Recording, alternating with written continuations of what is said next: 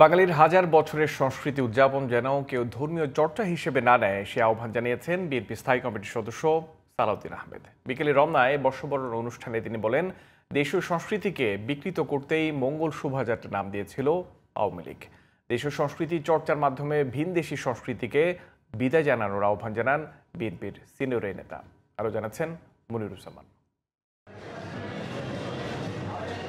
পহেলা বৈশাখ সর্বজনীন হলেও গত দেড় দশক অনেকটাই রাজনৈতিক আবহে বন্দী ছিল বর্ষবরণ উৎসব।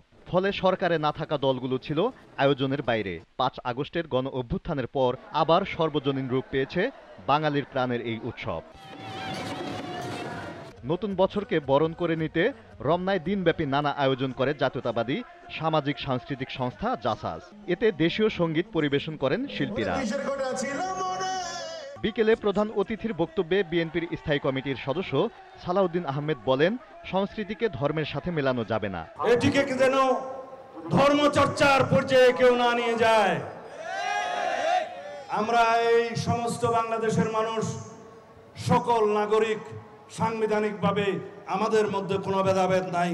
আমরা এই দেশের এই ভূখণ্ডের সংস্কৃতিকে হাজার বছর থেকে লালিত সংস্কৃতিকে পালন করব, লালন করব। আওয়ামী লীগের হাত ধরে দেশীয় সংস্কৃতির বিকৃতি হয়েছে বলে মন্তব্য করেন তিনি।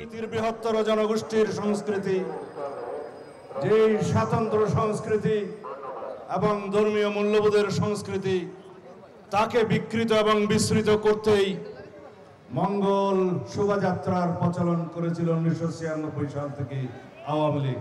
এর আগে সকালে রাজধানীর পরিবাগে সংস্কৃতি বিকাশ কেন্দ্রে এক আলোচনা সভায় প্রধান অতিথির বক্তব্য রাখেন বিএনপির সিনিয়র যুগ্ম মহাসচিব রুহুল কবির রিজভী। তিনি বলেন, পহেলা বৈশাখে জাতির আকাঙ্ক্ষা দ্রুত ভোটাধিকার ফিরিয়ে দেয়া।